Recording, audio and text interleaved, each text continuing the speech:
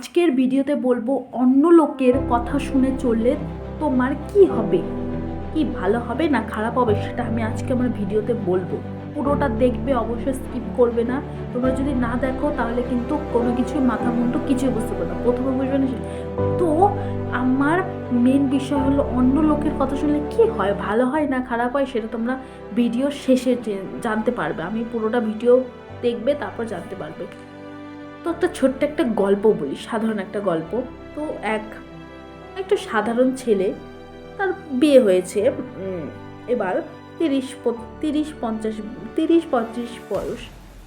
সে খুবই নির্মম একটা ছেলে, মানে দয়াল প্রকৃতির বলতে পারো।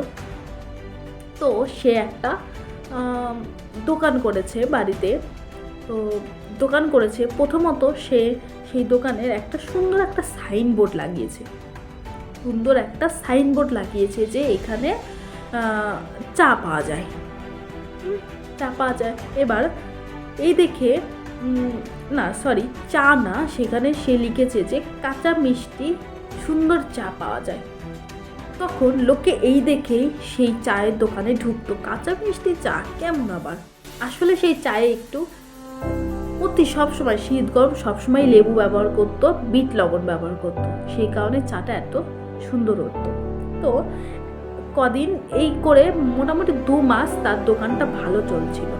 তো একজন লোক এসে বলল, কাঁচা মিষ্টি চা ঠিক মানাচ্ছে না, কাজ করতে পারো, একেবারে চায়ের দোকান বা ভালো চা এটা লিখতে পারো। তো সেই দয়াল প্রকৃতির মানুষটা বলে, হ্যাঁ তা তো ভালো চা লিখলে হয়তো সবাই আসছে, কাঁচা মিষ্টি তো সবাই শুনতে।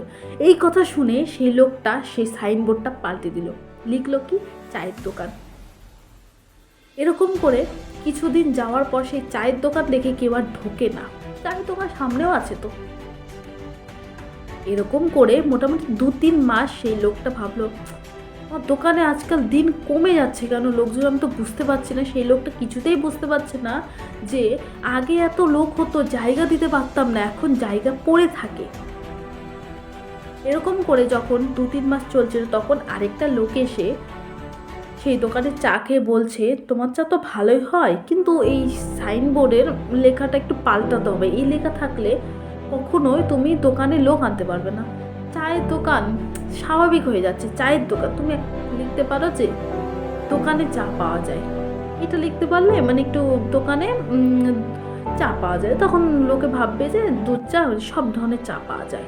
এটা সেই দয়ালু মানুষটাকে অন্য একটা লোক বলল। তো দয়ালু মানুষটাই বললো, হ্যাঁ ঠিকই তো, এই লেখাটা আমার ঠিক মানাচ্ছে না ওই লেখাটা। তখন সেই লোকটার কথা শুনে সেই দয়ালু লোকটা লিখে দিল যে এখানে চা পাওয়া যায়, সেই সাইনবোর্ডের নামটা পাল্টে দিল।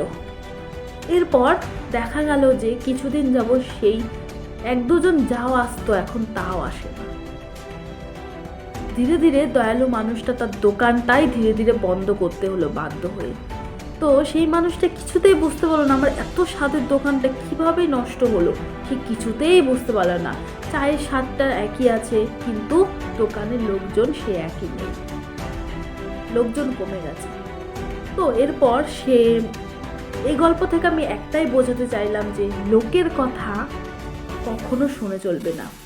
তুমি যেটা কর্ম করছো সেটা করে যাবে, তোমার রাস্তায় যে বাধা হয়ে দাঁড়াবে তাকেই সরিয়ে দেবে, কিন্তু তুমি তোমার রাস্তা থেকে সরবে না, তুমি তোমার রাস্তা থেকে কখনোই সরবে না। তুমি লোকের কথা শুনলে তুমি বরঞ্চ ভালো রাস্তা থেকে খারাপে চলে আসবে, খারাপ রাস্তা থেকে কখনোই ভালো যাবে না। তো অন্য লোকের কথা শোনার আগে অবশ্যই ভেবে চিনতে শুনবে না কেন, অবশ্যই শুনবে, কিন্তু ভেবে চিনতে। তো আজকে ভিডিওটা অবশ্যই বুঝতে পেরেছো। নেক্সট দিন আরেকটা মোটিভেশনাল ভিডিও নিয়ে চলে আসবো। আজকের মতো এইটুকুই।